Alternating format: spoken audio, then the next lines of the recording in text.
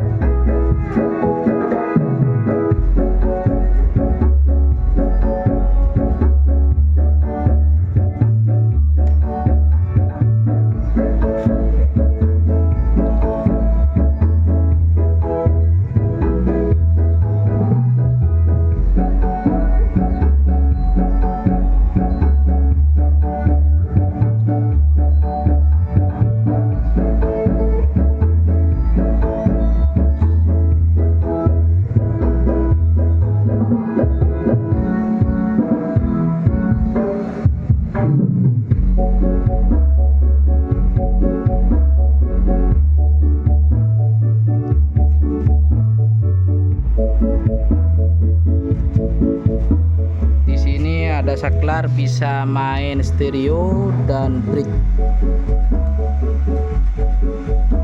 Bisa main stereo atau mono untuk inputnya.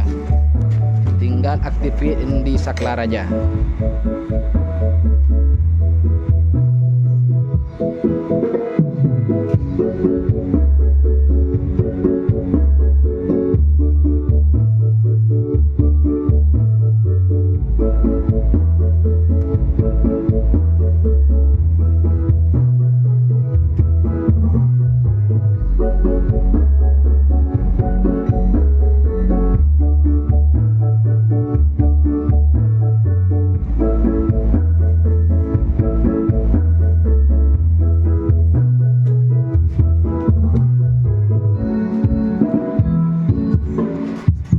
Oke, sekian dulu, terima kasih.